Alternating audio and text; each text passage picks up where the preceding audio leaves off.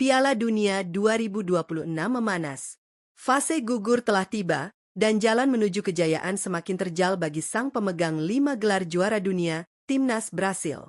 Di babak 16 besar ini, ujian berat menanti skuad asuhan Carlo Ancelotti. Mereka harus berhadapan dengan kuda hitam Eropa yang sedang on fire, Norwegia. Pertarungan antara Jogo Bonito melawan kekuatan fisik dan efisiensi mematikan dari Viking Utara. Namun, badai cedera sedang menghantam ruang ganti Seleção. Sang jenderal lapangan tengah, Casemiro, terancam absen karena masalah kebugaran. Lebih parahnya lagi, Lucas Paqueta dan Raphinha dipastikan harus menepi akibat cedera mematikan di laga terakhir fase grup. Situasi krisis ini memaksa Don Carlo, sapaan akrab Ancelotti, untuk memutar otak dan meracik ulang taktiknya. Akankah kita melihat rotasi skuad yang mengejutkan? Apakah ini saatnya Neymar Junior kembali tampil sejak menit awal dan berduet mau dengan Vinicius Junior di lini serang? Dan siapa yang pantas mengemban tugas berat menggantikan peran krusial Casemiro sebagai pemutus serangan lawan? Halo Sobat Raftel Sport, selamat datang kembali di channel kebanggaan kita. Duduk santai, siapkan kopi kalian, karena di video kali ini, admin Raftel Sport akan membedah tuntas potensi starting line-up Timnas Brasil melawan Norwegia ala Carlo Ancelotti.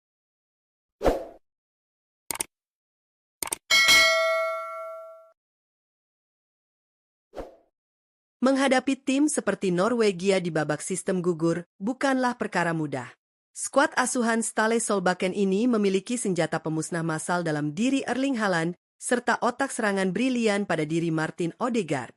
Brasil tidak boleh lengah sedikitpun, terutama dalam transisi bertahan. Dengan absennya Paqueta dan Raphinha, serta meragukannya Casemiro, Ancelotti diprediksi akan meninggalkan pakem konservatifnya dan kembali ke akar permainan Brasil yang agresif namun tetap menjaga keseimbangan ganda di lini tengah. Formasi 4-2-3-1 tampaknya akan menjadi pilihan utama Ancelotti, memberikan ruang bagi seorang playmaker murni untuk berkreasi di belakang striker, sekaligus mengamankan pertahanan dari serangan balik mematikan Norwegia. Mari kita bedah satu persatu susunan 11 pemain awal versi Raftel Sport. Di posisi penjaga gawang, tidak ada keraguan, nama Alisson Becker akan tetap menjadi benteng terakhir Seleção. Pengalamannya di laga-laga bertekanan tinggi sangat krusial. Alisson bukan hanya sekadar shotstopper kelas dunia, tetapi kemampuannya dalam mendistribusikan bola dan membaca arah permainan sangat dibutuhkan untuk membangun serangan dari bawah.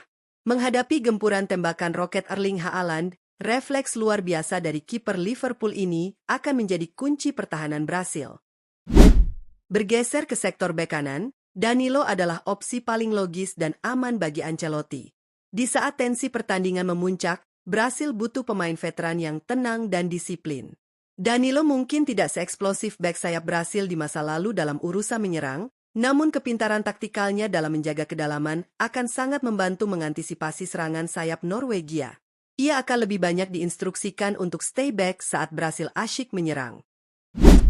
Di jantung pertahanan, ban kapten akan melingkar di lengan Marquinhos.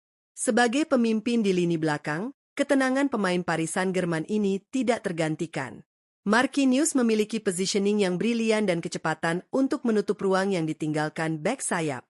Ia akan menjadi dirigen yang mengatur garis pertahanan, defensive line, Brasil agar tidak mudah ditembus oleh umpan-umpan terobosan mematikan Martin Odegaard. Untuk menemani Marquinhos, Ancelotti akan mempercayakan posisi ini kepada Gabriel Magalhaes. Bek tangguh asal Arsenal ini adalah counter yang paling pas untuk meredam fisik monster Erling Haaland. Gabriel dikenal dengan gaya mainnya yang tanpa kompromi, kuat dalam duel udara, dan sangat agresif saat melakukan man-to-man marking.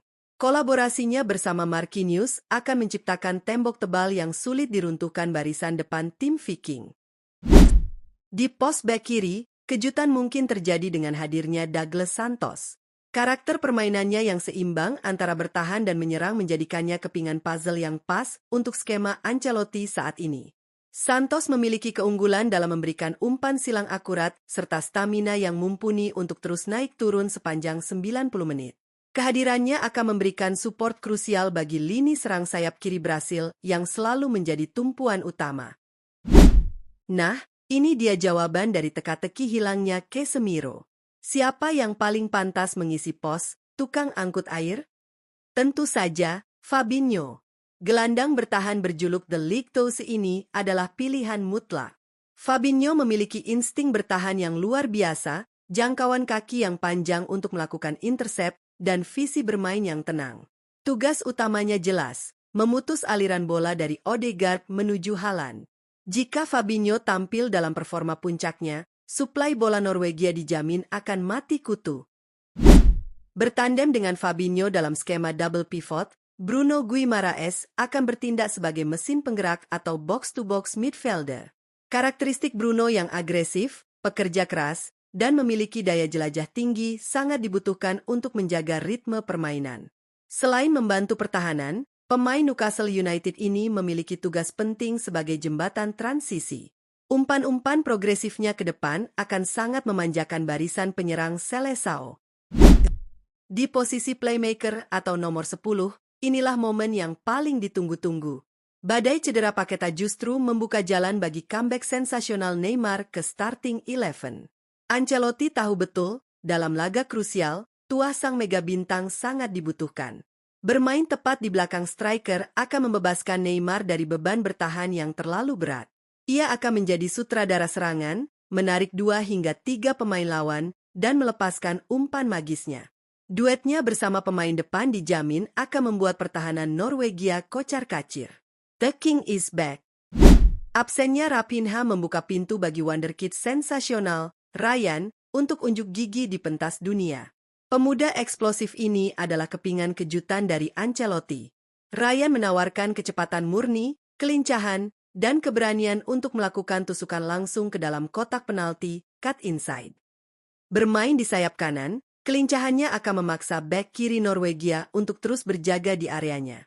Kehadiran Raya memberikan dimensi serangan yang segar, liar, dan sangat sulit diprediksi. Bergeser ke sayap kiri, posisi ini sudah dipatenkan untuk sang kandidat kuat Ballon d'Or, Vinicius Junior.